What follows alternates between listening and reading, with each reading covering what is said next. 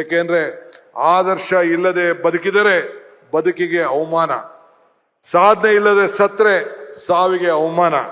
ಆದ್ರಿಂದ ಆ ದೃಷ್ಟಿಯಿಂದನೇ ಇವತ್ತು ನಾವು ಎಸ್.ಎಂ. ಕೃಷ್ಣ ಅವರ ಆದರ್ಶವನ್ನ ನೆನೆಸ್ಕೊಂಡು ಅವರ ಹೆಸರಿನಲ್ಲಿ ಇವತ್ತು ಅವ್ರು ಇಲ್ಲದೆ ಇರ್ಬೋದು.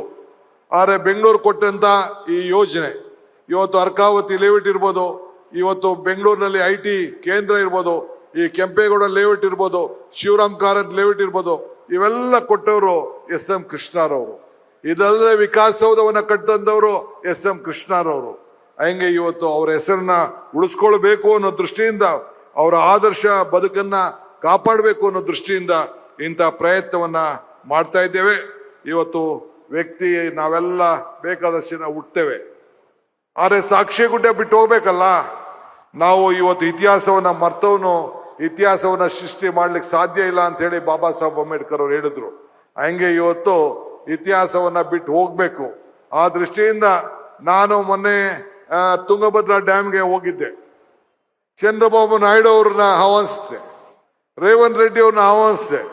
ನಮ್ಮ ಸೆಂಟ್ರಲ್ ಮಿನಿಸ್ಟರ್ ಆದಂತ ಪಾಟೀಲ್ ರವರ ನೇತೃತ್ವದಲ್ಲಿ 3 ಜನ ಮುಖ್ಯಮಂತ್ರಿಗಳು ಸೇರಿ ಈ ರಾಜ್ಯದ ರೈತರ ಬದುಕಿನಲ್ಲಿ ನಮ್ಮಲ್ಲಿರುವಂತ ಸಮಸ್ಯೆಗಳನ್ನ ಬಗೆಹರಿಸಿಕೊಂಡು ಮುಂದಿನ ಈ ನಮ್ಮ ಏನೇನು ಸಮಸ್ಯೆ ಇದೆ ಎಲ್ಲ ದೂರ ಇಟ್ಟು ರೈತರ ಬದುಕನ್ನ ಉಳಿಸ್ಬೇಕು, ರೈತರನ್ನ ಕಾಪಾಡಬೇಕು ಅಂತೇಳಿ ಒಂದು ಐತಿಹಾಸಿಕವಾದ ತೀರ್ಮಾನವನ್ನು ಮಾಡಿದ್ರು. ಆಗ ಒಂದು ಮಾತು ಹೇಳಿದ್ದೇನೆ, ನಾನು ಇತಿಹಾಸವನ್ನ ಓದಲು ನನಗಿಷ್ಟ ಇಲ್ಲ, ಇತಿಹಾಸವನ್ನ ಬರೆಯಲು ನನಗಿಷ್ಟ ಇಲ್ಲ, ಇತಿಹಾಸವನ್ನ ನಿರ್ಮಾಣ ಮಾಡಲು ನನ್ನ ಸಂಕಲ್ಪ, ನಮ್ಮ ಇಚ್ಛೆ ಅನ್ನೋ ಮಾತನ್ನ ಈ ಸಂದರ್ಭದಲ್ಲಿ ಹೇಳಲಿಕ್ಕೆ ನಾನು ಬಯಸ್ತಾ ಇದ್ದೇನೆ. ಆದ್ರಿಂದ ಇವತ್ತು ಜೀವನದಲ್ಲಿ ನಾವು ಹೋರಾಟ ಮಾಡಲಿಲ್ಲ ಅಂತಂದ್ರೆ ನಾವೇನು ಸಾಧನೆ ಮಾಡಲಿಕ್ಕೆ ಸಾಧ್ಯ ಇಲ್ಲ.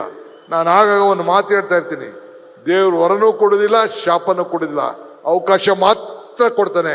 ಆ ಕೊಟ್ಟಂತ ಅವಕಾಶದಲ್ಲಿ ಇವತ್ತು ನಾವು ಏನು ಸಾಧನೆ ಮಾಡ್ತೀವಿ ಅದು ಬಹಳ ಮುಖ್ಯ. ಆದ್ರಿಂದ ನೀವು ಕೊಟ್ಟಂತ ಶಕ್ತಿ ನಾನು ಮರೀಲಿಕ್ಕೆ ಸಾಧ್ಯ ಇಲ್ಲ.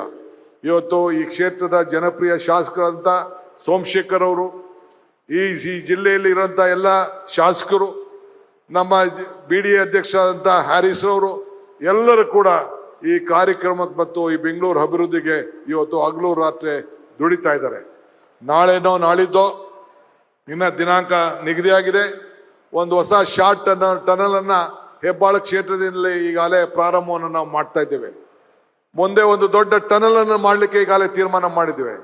1.5 ಲಕ್ಷ ಕೋಟಿ ರೂಪಾಯಿಯನ್ನ ಬೆಂಗಳೂರಿಗೆ ಅಭಿವೃದ್ಧಿಯನ್ನು ಮಾಡಿ ಇಡೀ ವಿಶ್ವದ ಜನ ಏನು ಬೆಂಗಳೂರನ್ನ ನೋಡ್ತಾ ಇದ್ದಾರೆ, ಏನು ಟ್ರಾಫಿಕ್ ಬಗ್ಗೆ ಏನು ಚಿಂತೆಯನ್ನು ಮಾಡ್ತಾ ಇದ್ದಾರೆ, ಈ ಟ್ರಾಫಿಕ್ಗೆ ಹೊಸ ರೂಪವನ್ನು ಕೊಡಬೇಕು ಅನ್ನೋ ದೃಷ್ಟಿಯಿಂದ ಬೆಂಗಳೂರಿಗೆ ಒಂದು ಹೊಸ ಟ್ರಾಫಿಕ್ ವಿಚಾರದಲ್ಲಿ ಒಂದು ಹೊಸ ಕಮಿಷನರೇಟ್ ಅನ್ನು ಮಾಡಿ ಆ ಟ್ರಾಫಿಕ್ ಅನ್ನ ಪಾಲನೆಯನ್ನು ಮಾಡಲಿಕ್ಕೆ ಒಂದು ದೊಡ್ಡ ಅಧಿಕಾರಿಗಳ ತಂಡವನ್ನೇ ಕೂಡ ನಿರ್ಮಾಣವನ್ನು ಮಾಡಲಿಕ್ಕೆ ಈಗಾಗಲೇ ಕಾರ್ಯಕ್ರಮವನ್ನು ಕೂಡ ಈಗಾಗಲೇ ನಾನು ರೂಪವನ್ನು ನಾನು ಮಾಡ್ತಾ ಇದ್ದೇನೆ.